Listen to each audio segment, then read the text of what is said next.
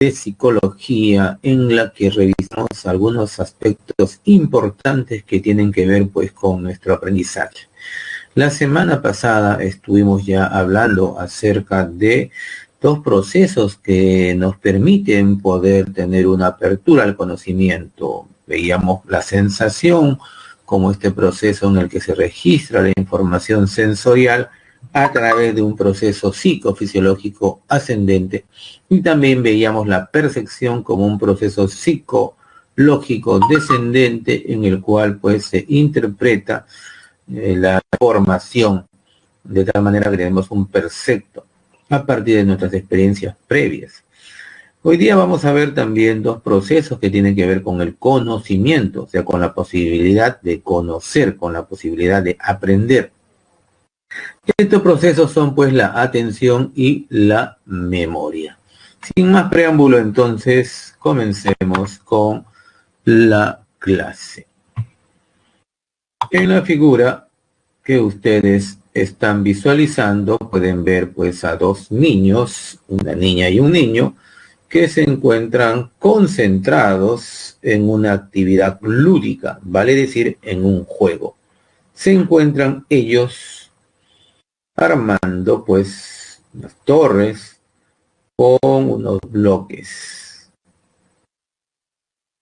Pueden notar que se están mirando y además actuando sobre estos bloques.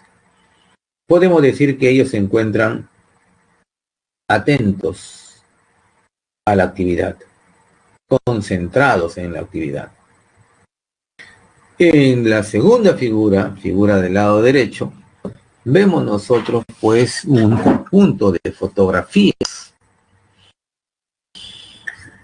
que va mostrando pues a una pequeñita en su infancia, cuando está todavía pues dentro de los primeros 2 años de vida. ¿Será posible poder recordar esto? Cuando uno de pronto pregunta a una persona adulta o inclusive a un adolescente, le preguntamos, ¿te acuerdas cuando tenía 2 años qué es lo que hacías? Cuando tenías 1 año, ¿qué es lo que hacías? Muy difícil que un niño recuerde ello, ¿no? Sin embargo, ya va a ir memorizando. Ya la memoria sensorial, la memoria sedimental estarán trabajando, pero que evoque ese evento es complicado. La memoria semántica y la memoria episódica,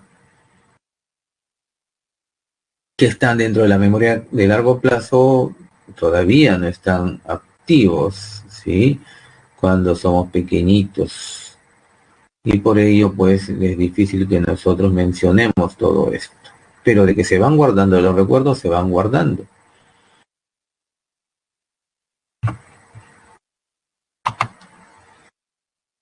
El día de hoy, entonces, vamos a ir revisando estos dos procesos cognitivos tan importantes para aprender, como son la atención y la memoria.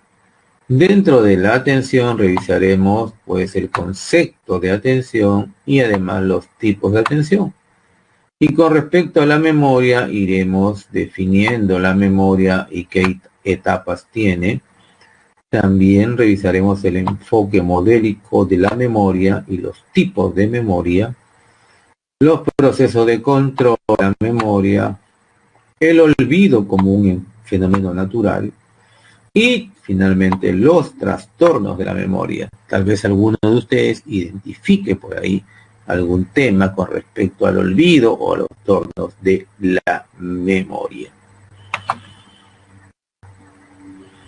Bien, con respecto a la atención, podemos decir que la atención es un proceso cognitivo de selección y filtraje de información.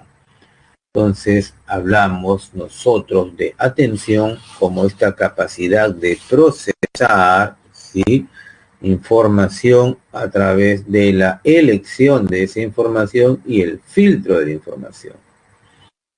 Debe entenderse entonces la atención pues como un proceso que permite que la persona elija aquellos elementos en los que va a concentrar su actividad y además filtre, solamente permita el ingreso sensorial de ciertos elementos y no permita el ingreso sensorial de otros. Durante la atención,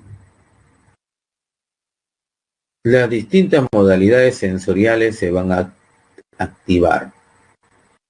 De tal manera entonces pues que nuestro equilibrio, nuestra vista, gusto, propiocepción, olfato, tacto y oído, ¿sí?, van a filtrar la información. Uno se concentra, vamos a suponer, en el reloj y deja de ver el resto.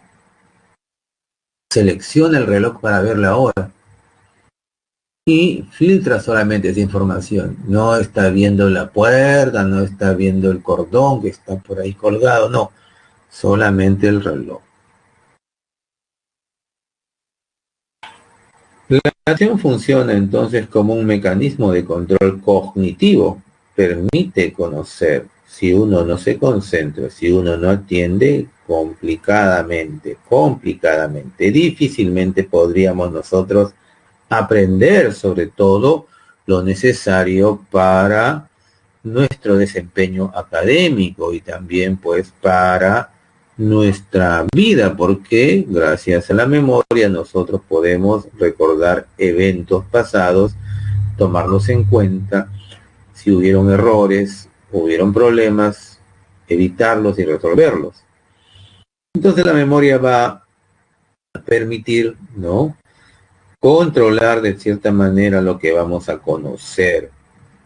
Por eso decimos que actúa como un mecanismo de control cognitivo. Vamos a encontrar nosotros, pues, ¿no?, que la atención, sí, se va a clasificar de acuerdo al interés y de acuerdo a la actitud. De acuerdo al interés, vamos a encontrar, pues, una atención selectiva, donde la persona escoge exactamente, ¿sí?, aquellos elementos que va a atender, ¿sí?, selecciona, elige. Una atención sostenida, aquí ya entra en juego la duración, la permanencia en el tiempo, en la actividad atentiva. Nos concentramos durante muchos minutos u horas en un tipo de actividad. Hablamos de atención sostenida. Es selectiva además porque uno está concentrado en un punto fijo, pero es sostenida porque se mantiene en el tiempo. Finalmente también tenemos la atención dividida. El ser humano tiene la capacidad de poder realizar distintas acciones y atender al mismo tiempo las distintas acciones. Por ejemplo, la mamá de pronto está cocinando, pero a la vez está escuchando o viendo su novela y también está atendiendo a los hijos que están haciendo las tareas. Entonces vemos que ahí hay atención dividida. Por la actitud del sujeto vamos a encontrar pues la atención voluntaria y la atención involuntaria. La atención voluntaria demanda pues que la persona, ¿sí?, decida concentrar su atención, concentrar su actividad en ciertos elementos. Entonces, uno ha tomado la decisión voluntariamente de concentrar la atención, pero muchas veces la fuerza del estímulo puede también provocar tu atención, un estímulo exterior o interior. Es tan fuerte que demanda la atención de uno.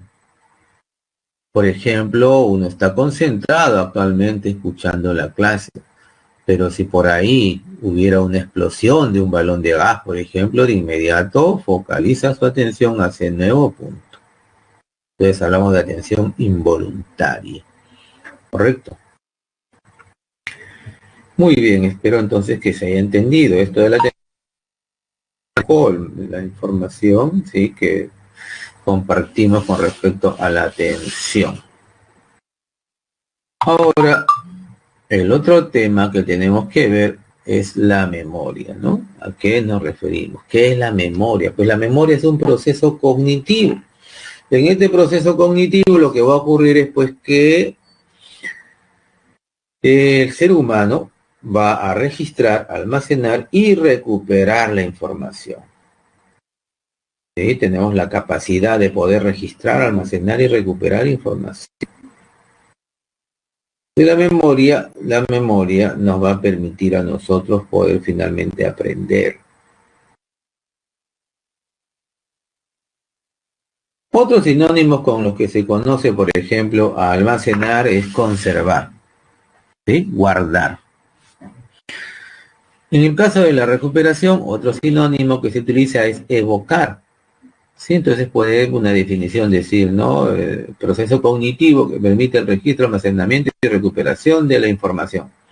O también podría decir proceso cognitivo que permite el registro, conservación y evocación de la información.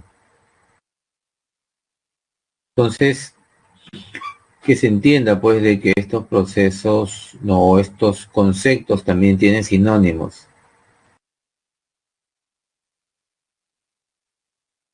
En cuanto a la recuperación, la persona lo que hace básicamente pues es utilizar la información que ya tiene guardada, conservada. O sea, en algún momento en que se necesite, uno busca la información, la reconoce, la recuerda y la utiliza. El almacenamiento, ya saben ustedes, involucra pues de que la información debe estar guardada en alguna parte de nuestro cerebro. Y el registro básicamente es la recepción. Entonces recepcionamos información, la guardamos y cuando la necesitamos la recuperamos.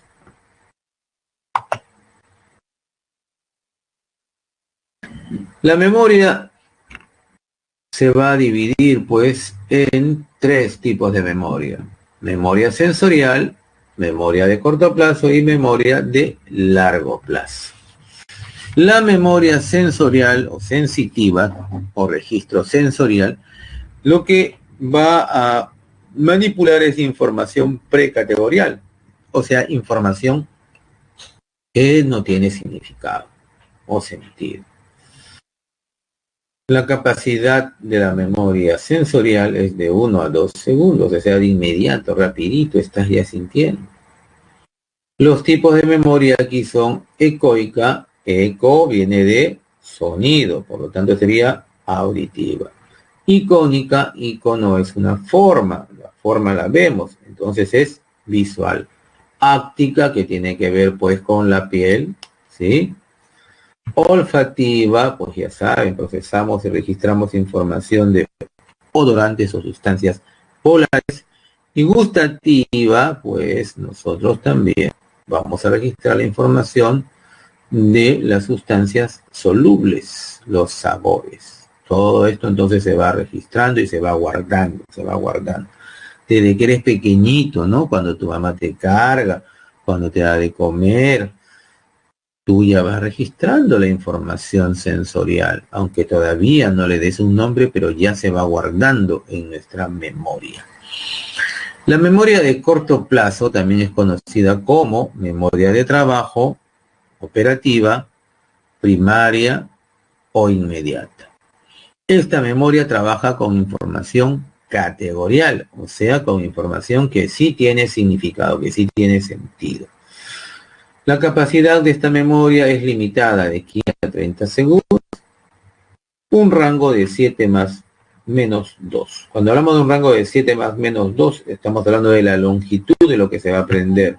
Si son, por ejemplo, palabras, decimos pues 7 más menos 2 palabras.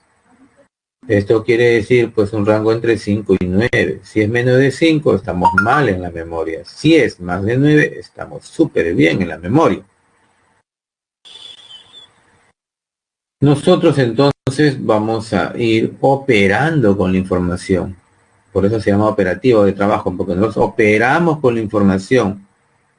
Cuando te dicen, mi teléfono es el 9552787, entonces de pronto tú lo repites en tu cabeza, estás operando con la información para guardarlo. O cuando te preguntan a ti, ¿cómo te llamas? ¿No? Y tú operas con la información, buscas en la memoria de largo plazo, ¿sí? Y das tu respuesta casi de inmediato, estás operando con información. La memoria de largo plazo también es conocida como memoria permanente o remota. En esta memoria lo que vamos a ir guardando pues es información también categorial. En eso se parece pues a la memoria de corto plazo porque se está guardando información categorial. ¿Ok? La memoria de largo plazo pues tiene una capacidad ilimitada. Vale decir pues que la cantidad de información y el tiempo además en que se conserve esta información no tiene límites. Pueden ser años. Personas de más de 100 años de pronto recuerdan, ¿no? Cuando tuvieron 8 o 9 años, se recuerdan algunas cosas. Su capacidad es ilimitada. Esta memoria de largo plazo a su vez se divide en implícita y explícita. La memoria explícita se divide en semántica y episódica y la memoria implícita en procedimental y emocional. Con respecto a la memoria a largo plazo, entonces hemos dicho pues que tenemos la memoria explicativa o también llamada explícita porque es declarativa, porque nosotros con el uso de la palabra podemos informar sobre estos datos que son semánticos o episódicos. Y la memoria implícita o no declarativa, porque la tenemos nosotros, sí, pero no necesitamos el uso de la palabra para poder no evocarla, simplemente se evocan, se hacen. La memoria explicativa, declarativa, semántica, pues es aquella en la que nosotros, sí, tenemos conservados datos que tienen que ver con lo académico, lo escolar, lo que necesitamos para nuestra actividad académica. Entonces tú recuerdas cuándo fue la fecha de independencia del Perú. Entonces, eso sería semántico. La memoria episódica conserva información autobiográfica, o sea, lo que hemos vivido nosotros, nuestras experiencias de vida, nuestros episodios. Tu episodio niñez, tu episodio primer día en el colegio, tu episodio primer beso, tu episodio primera decepción, tu episodio ya sabes qué. Todos esos episodios los vas guardando, conservando y están ahí. Entonces cuando de pronto tú comienzas a contar, ¿no? Cómo fue tu primer día de clases en el centro, estás haciendo memoria episódica. Y si cuentas que en ese primer día de clases tú estuviste aprendiendo lo que eran las escuelas psicológicas y que uno de los representantes de la escuela estructuralista es Tishner, estás haciendo además uso de la memoria a largo plazo explícita llamada semántica. Con respecto a la memoria implícita o no declarativa, okay, ahí tenemos memoria emocional y memoria procedimental. La memoria emocional, ¿sí?, involucra pues las respuestas fisiológicas ante estímulos que provoquen en ti algún tipo de afectividad. Esta memoria se aprende por condicionamiento clásico. Vale decir, recuerden que San Pablo, la asociación entre un estímulo neutro y otro incondicionado, que a la larga pues provoca que el neutro se condicione y convierta. Entonces, a lo largo del tiempo tenemos experiencias repetitivas con personas y eventos que van generando en nosotros alguna emoción, algún cambio fisiológico. Esos cambios fisiológicos se activan cuando de pronto nuevamente, ¿sí?, somos estimulados por aquellas personas o eventos que ya hemos vivenciado previamente. Por ejemplo, ¿sí?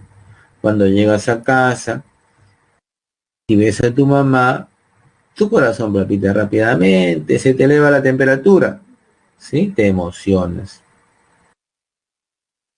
Y eso ya está guardado en ti, no necesitas tú declararlo, está guardado.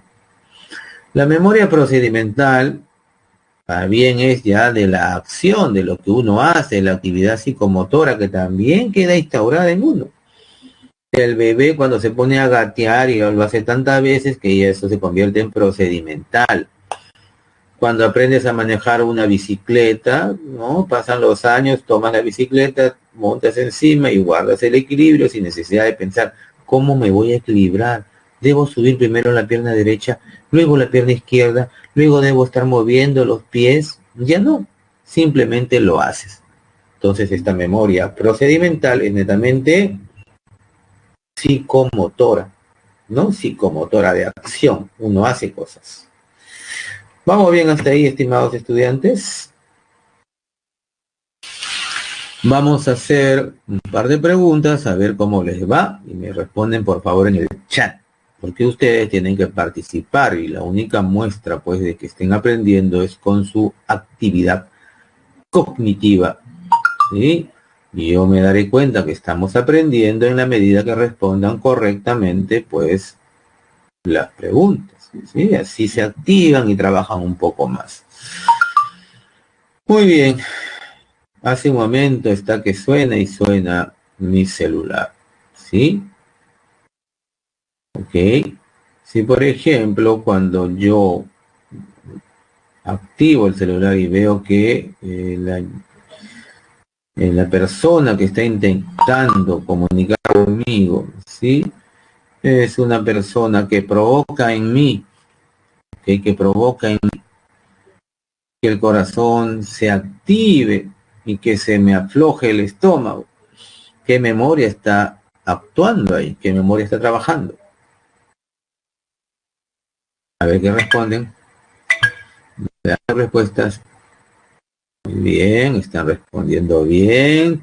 Correcto. Omar, correcto. Natalia, Cristian, Jean, Nicolás, está a medias. De largo plazo y emocional. ¿Sí? Emocional, emocional, emocional, emocional. Claro, es de largo plazo y emocional, ¿no es cierto? Y si quisieras decir más, de largo plazo implícita emocional. Uf, respuesta súper correcta. Muy bien. Ahora sí, vamos a suponer, ¿no? Te preguntan ¿cuál es la capital de España? Y tú respondes Madrid.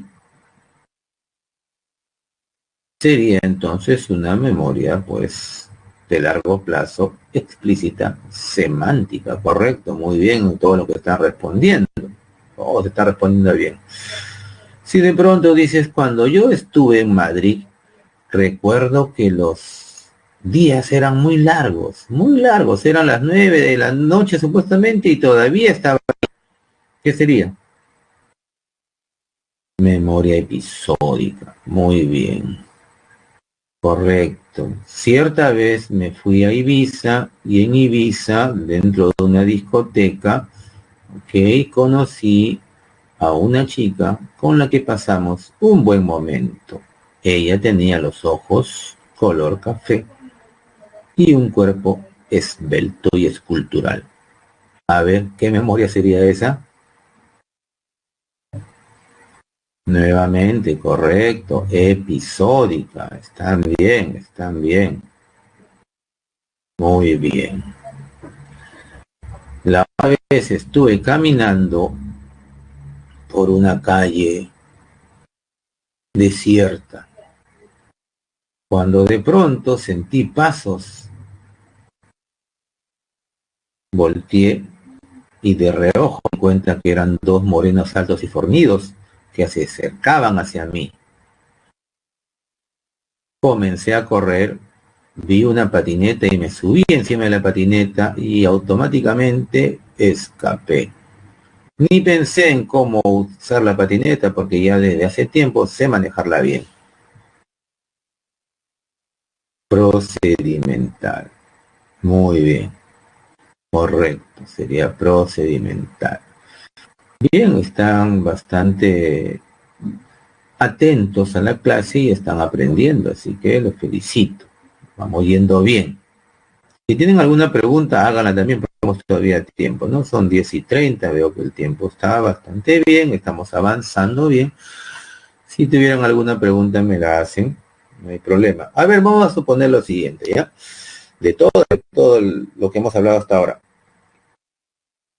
Si de pronto tú te encuentras eh, sentado en el cine, vamos a suponer que estás sentado en el cine, estás mirando la película, atento, ¿no? Estás atento a la película. Pero de pronto, ¿no? Sientes una picazón, un pulgón te está picando ahí en el tobillo, está picándote, bajas la mano ahí. ¿Qué tipo de atención se activó en este caso? Atención, estamos en atención, no estamos en memoria, chicos. Atención, pregunté por la atención. Ah, claro, con respecto a la memoria sería áctica, ¿no? Pero estoy preguntando ahora sobre la atención. Sí, la picazón fuerte de este bicho llamado pulgón de cine, donde no ha habido pues un proceso de fumigación, ha provocado esto, ¿no? Ha provocado esto. Una tensión involuntaria, te llamó la atención. Tú estabas atento a tu película, comiendo tu canchita, la picazón! A atender el punto que está generando un poco de molestia. Listo, chicos, entonces estamos yendo bien. Si estás, vamos a suponer que ya tienes tus 30 años, eres un profesional de éxito y estás conduciendo tu auto Lamborghini. Tu auto Lamborghini. No digo que estés conduciendo una carretita de helado Lamborghini. Estás con tu auto. Estás manejando tu auto. Pero a la vez que estás conduciendo tu auto, estás escuchando música. Te gusta el buen rock y estás escuchando Radio Doble 9, la radio de Carolina. Entonces estás concentrado pero escuchando la música y cantando también esa canción. Y a la vez está viendo el semáforo, ¿no? Porque tienes que atender también pues a la señal de tránsito. ¿Qué tipo ya están respondiendo? Muy bien, muy bien. Sería atención dividida. Muy bien, muy bien. Va muy bien, chicos. Entonces, continuemos avanzando con las diapositivas del día de hoy. La memoria, ¿sí? Es explicada con el modelo modal o multialmacén propuesto por los psicólogos cognitivos Atkinson y Chiffin. Para estos psicólogos cognitivos, la memoria sí es similar a una computadora, por eso ellos utilizan la famosa metáfora computacional. Esta metáfora computacional dice pues que la computadora utiliza distintos bancos de memoria. Ustedes recordarán, pues hablamos de memoria caché, de memoria RAM, de memoria extendida, entonces hay distintos bancos de memoria en una computadora para que trabaje. ¿Ok? Ellos asumen pues que también en nuestro cerebro hay distintos almacenes de memoria y en función de estos almacenes es que nosotros vamos a registrar la información de la energía con los registros sensoriales, vamos a operar con la información a través del almacén de corto plazo que opera o trabaja con la información. Y esta información del almacén de corto plazo, si se repite, pasará a la de largo plazo. O sea, tanto repetimos la información, pasará a la de largo plazo. ¿Dónde se almacena? Cuando estamos operando, también de pronto vamos a pedirle a la memoria de largo plazo que nos brinde información para poder dar alguna respuesta. ¿Sí? Correcto. Ahora, este registro sensorial, ¿sí? O memoria sensorial, muchas veces lleva la información directamente al almacén de largo plazo. O sea, no siempre necesita de que el registro sensorial pase por corto plazo. La información se puede ir directa y se puede ir guardando y almacenando. Entonces, la información, los inputs pasarán por el registro sensorial que llevará la información para que la memoria de corto plazo opere. Muchas veces da la respuesta de inmediato, ¿sí? O busca la información en la memoria de largo plazo que le va a permitir dar una mejor respuesta al operar con la información. ¿Cuáles son los procesos de control de la memoria? Pues nuestra memoria, ¿sí?, sensorial necesita de la atención. ¿Sí? Para registrar la información sensorial hay que atender esa información, hay que concentrarse sobre esa atención. Entonces, cuando ves tú por ahí un cuadro, una persona, ¿no? Sí, y estás registrando el color, la forma, el olor, debes atenderlo, ¿sí? De tal manera que esta información, ¿sí?, se conserve. Ahora, en la memoria de corto plazo, el proceso de control es la repetición, ¿no? O sea, cuando operamos automáticamente repetimos en nuestra cabeza la información con la que estamos operando. O sea, como que hay un bucle que hace que nosotros pues repitamos la información. Si por ejemplo te dicen, ¿no? O tú dices, no, amiga, disculpa, ¿me puedes dar tu teléfono? Y ella te dice, mi teléfono es el 927-8792. Entonces, tú en tu cabeza dices 927-8792 y vas operando, estás pensando, estás repitiendo. ¿Sí? Estás repitiendo la información. Entonces, la memoria a corto plazo necesita de la repetición. Tanto repites algo que esto puede pasar a la memoria de largo plazo. La memoria de largo plazo, acá no está escrito eso, vamos a escribirlo, M de memoria, me salió mal la M, es una N. Vamos a completar, memoria de largo plazo, long play. Muy bien. La memoria de largo plazo pues necesita de lo que se llama la codificación semántica, o sea, codificar, ¿sí?, la información de tal manera que se organice correctamente pues en nuestros distintos bancos de memoria. Me imagino que ustedes han visto esta película que se llama Intensamente. Supongo que sí.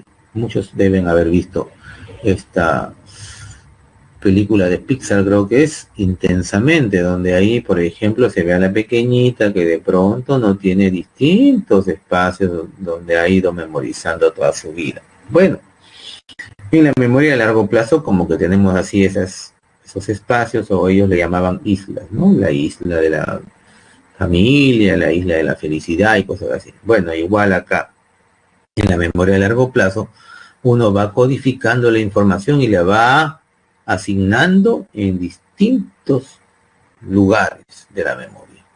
Para ello puede utilizar lo que se llama el ensayo elaborativo. Esto quiere decir que la persona debe ir, ¿no?, cognitivamente, a través del pensamiento, a través del lenguaje interior, debe ir trabajando sobre la información. Por ejemplo, ¿no? Vamos a suponer que tú estás aprendiéndote las capitales de los distintos países del mundo. ¿Sí? Entonces va a ser complicado si te aprendes las capitales sin ni siquiera determinar en qué continente se encuentran. Entonces tienes continentes. ¿Sí? El continente americano es tan grande que sería mejor pues, ¿no?, dividirlo en Norteamérica, Centroamérica y Suramérica. Y acá hay países que tienen sus capitales, entonces tú de pronto comienzas a memorizar, ¿no?, las capitales de Sudamérica.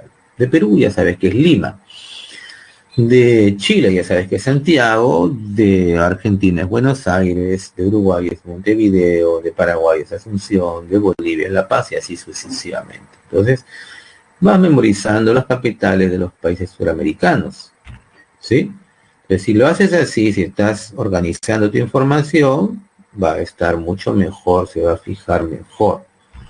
De tal manera que cuando en un futuro te pregunten, ¿en Montevideo, sí? ¿Es la capital de dónde? Entonces tú dices, de Uruguay. ¿Y dónde está ese país? En Sudamérica. No vas a decir que se encuentra pues en Europa, ni en África. Son otros países, porque tienes tú organizada tu información.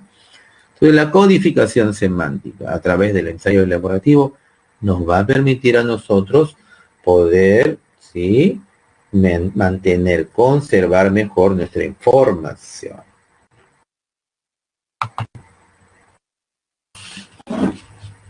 Bien, el olvido, acá vamos a ver un poco el olvido. La gente olvida, de hecho que uno olvida cosas, ¿no? A lo largo de su vida, uno pues no necesariamente tiene que tener todo memorizado. Imagínense cómo sería nuestra vida si todo lo tuviéramos memorizado. Sería pues una locura, ¿no? Ok. Bien. Entonces, es natural que uno olvide algunas cosas. Es natural, ¿sí? Que uno vaya olvidando. Ahora, las teorías que explican el por qué el ser humano olvida, básicamente, pues, son teorías cognitivas. Estas teorías cognitivas refieren, pues, que uno se olvida. Número uno, ¿por qué? Por deterioro o decaimiento de la huella. Esto quiere decir que los cognitivos asumen que en el cerebro lo que uno va memorizando va dejando como una huella, una marca. ¿Se acuerdan ustedes de John Locke? John Locke hablaba de la tabla rasa, la tabula rasa, que las experiencias van dejando una marca. Pues esta teoría es bastante semejante, ¿no? Lo que uno va memorizando va dejando una huella, y si uno lo utiliza y lo utiliza y lo utiliza, esa información, esa huella sigue estando ahí. Pero si uno no la usa, la falta de uso hace que la huella vaya desvaneciendo, vaya deteriorando, vaya cayendo, y entonces uno olvida lo que ya no usa. Por ejemplo, no, yo cuando estuve en secundaria, en la gran unidad escolar José Granda, donde estudié, en el distrito de San Martín de Porres, pues aquí, yo cuando de pronto en matemáticas estaba con algún problema con el teorema de Pitágoras, ya me acordaba y lo hacía. Pero hace 800 años que no utilizo este teorema. Si alguien me pusiera algún problema de este tipo ahora, yo no podría resolverlo porque simplemente no lo he seguido usando, y entonces la falta de uso ha hecho que olvide esas fórmulas, el teorema de Pitágoras. Otro motivo del olvido es la falla en la recuperación. No falla en la recuperación. Entonces tú tienes información que la tienes ahí guardada. Sí tienes la información, está guardada, pero no la has organizado muy bien. Entonces se te hace complicado encontrarla. Hay momentos en los que se te produce como un bloqueo y no puedes encontrar información que sí la tienes. ¿Ok? Que sí recuerdas. Pero que en el momento que la necesitas, dice, uy, yo sí me acuerdo, yo estudié esto, pero ¿dónde está? ¿Qué es? Lo tengo justo en la punta de la lengua, ¿sí? Entonces acá no encuentras, ¿sí? La palabra que necesitas en el momento que la necesitas, sin embargo, sí posees esta información memorizada. Entonces ahí hablamos de falla en la recuperación, por ejemplo. Vamos a suponer que estás conversando con un amigo y pues de pronto te pregunta, oye, ¿te acuerdas tú cómo se llamaba ese amigo que en primer grado de primaria se orinó y se hizo popó en los pantalones? ¿Te acuerdas? Y sí me acuerdo, espérate, ¿cómo se llamaba? Era un gordito, era así, venía con unas ropas extrañas, espérate, ¿cómo se llamaba? Sí, ¿te acuerdas que le decíamos el popotón, qué sé yo? Sí, pero ¿cómo se llamaba? ¿Te acuerdas? Lo tengo en la punta de la lengua, sí me acuerdo, y en el momento no te acuerdas. ¿Te acuerdas? De pronto cuando está más tarde te acuerdas, se llamaba así. Entonces ya hablamos de falla en la recuperación. También uno puede olvidar por interferencias, ¿no? Las interferencias vienen a ser bloqueos por aprendizajes previos o posteriores a lo que uno quiere recordar. Entonces, como que uno está aprendiendo algo ahora, está tratando de memorizar algo ahora, y hay pues conocimientos que aprendió antes que ahora están interfiriendo. ¿Sí? Conocimientos previos interfieren con los nuevos. O también lo nuevo que quieres aprender, pues sí, va a interferir con lo nuevo que se va a aprender. Si estás aprendiendo algo, pero nuevos aprendizajes van a hacer que se interfiera con el aprendizaje que ya tienes. Entonces hablamos de interferencias retroactivas e interferencias proactivas. Una interferencia retroactiva cuando lo memorizado antes interfiere con lo nuevo a memorizar. Y una interferencia proactiva cuando lo memorizado después interfiere con lo ya memorizado. Al respecto, Hermann Ebbinghaus, este científico alemán, en 1885 pues está investigando, él investiga, estamos hablando de fines del siglo XIX, investiga la curva del olvido. Y refiere pues que la gente olvida, que es algo natural olvidar, y que 9 horas luego de haber aprendido algo al 100%, uno olvida por lo menos el 50%. Para esto, Ebbinghaus hizo un experimento bastante sencillo, ¿no? Con sílabas sin sentido, sílabas sin sentido, por ejemplo, nos vamos a suponer las siguientes sílabas, ¿no? Tec, plac, pin, tun, rec, ¿no? Sílabas sin sentido, pues eran expuestas a los estudiantes que tenían que aprenderlas al 100%. Entonces tenían que aprender las 10 sílabas sin sentido. Una vez que ya estaban bien aprendidas las 10 sílabas sin sentidos, ya eran capaces de decir las 10 sílabas, entonces listo, ya continuaban con su clase, hacían otra cosa, vivían su vida normal. Pero ¿qué encuentra Ebbinghaus? Pues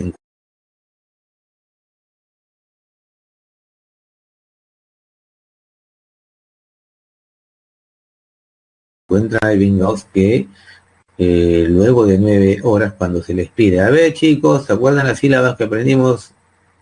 ¿Sí? Hace 9 horas, a ver, escriban en un papel todas las sílabas que recuerden. Entonces, la media, ¿sí?, de pérdida de información era del 50%, vale decir que eso lo recordaban 5 de las 10 sílabas. ¿Entendieron?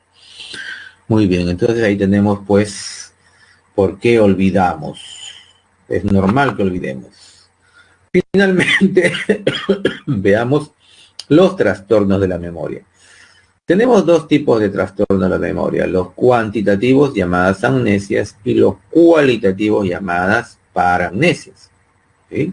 Los cuantitativos o también llamados amnesias son también pues de dos tipos. Hablamos de la amnesia global, cuando olvidamos absolutamente todo, y de la amnesia lacunar, L de lacunar, cuando olvidamos una parte, o sea, tenemos una laguna mental, una partecita.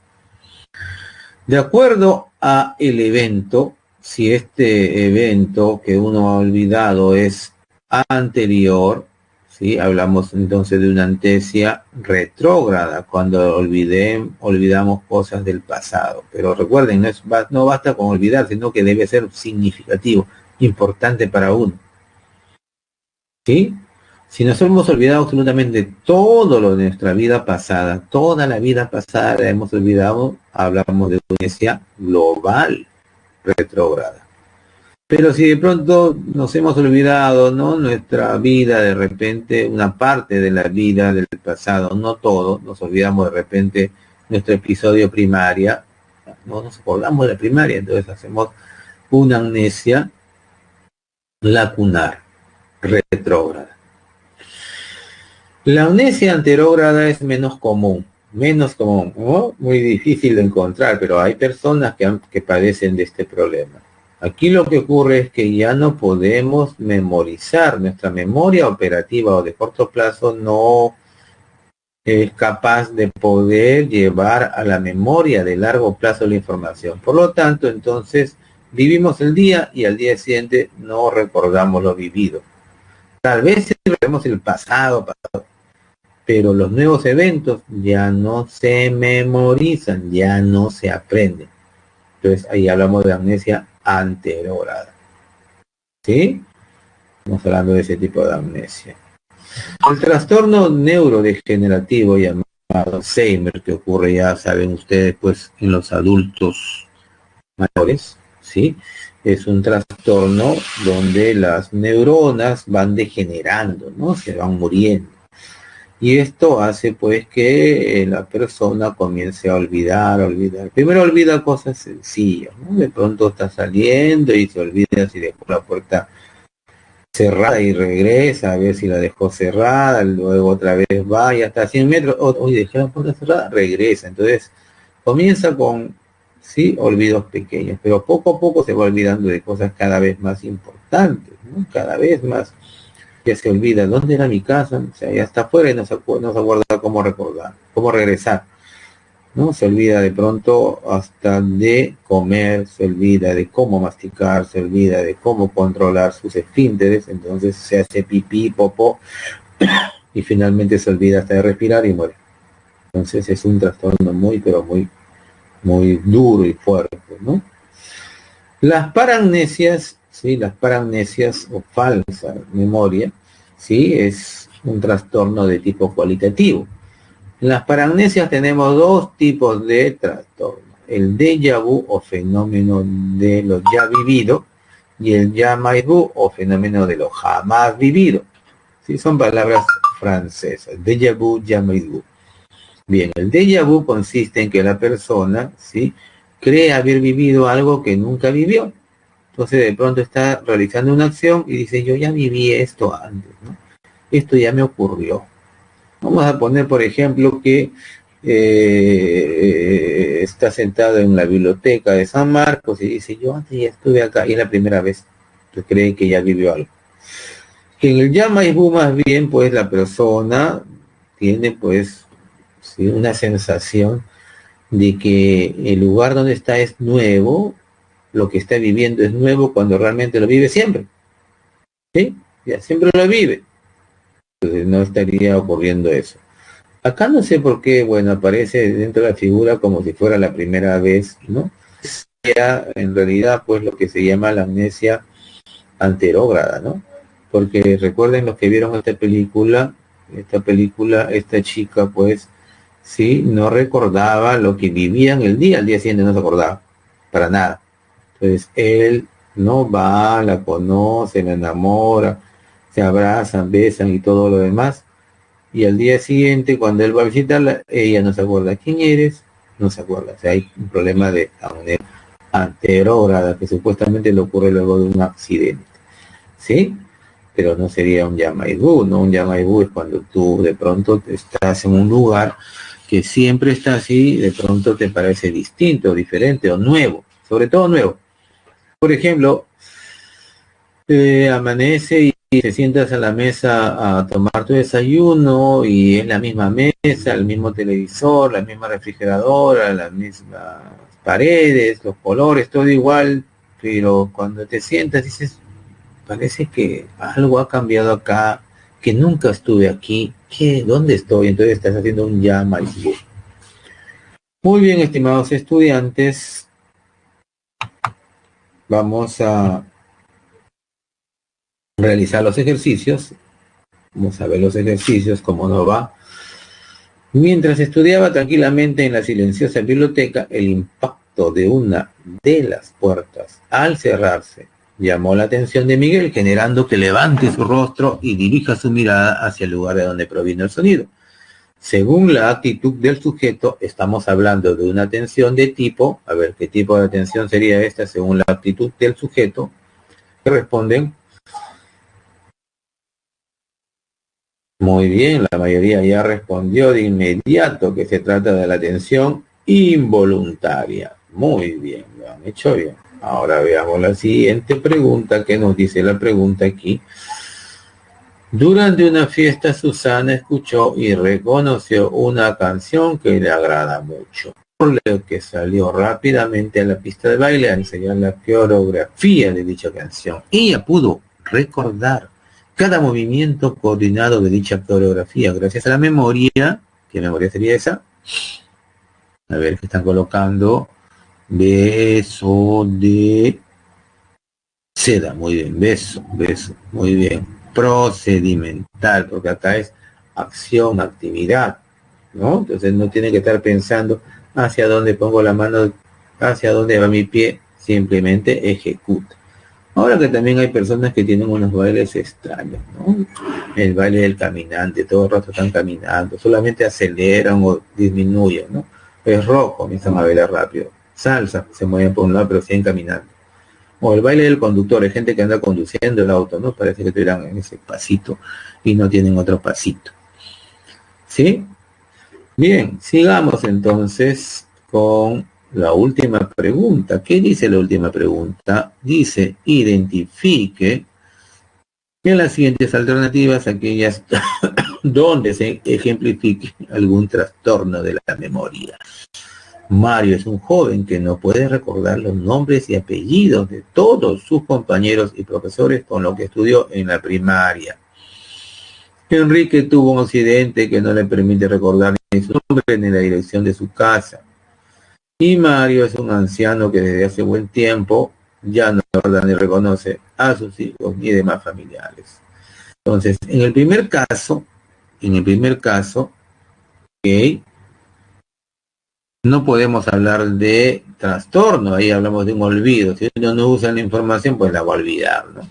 Pero en los dos siguientes casos, sí, ¿no? Porque tuvo un accidente y ahora no acuerda ni su nombre ni la dirección de su casa. Uy, ahí sí, pues hay una amnesia.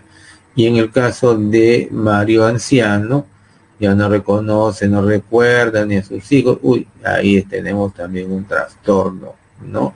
Retrógrado, fuerte, probablemente condicionado por el mal de Alzheimer. Muy bien, estimados estudiantes, he visto que han respondido bastante bien a los ejercicios propuestos esta mañana. Si tienen alguna pregunta, les escucharé y si no, ya pasaremos a lo que es la calificación de la clase.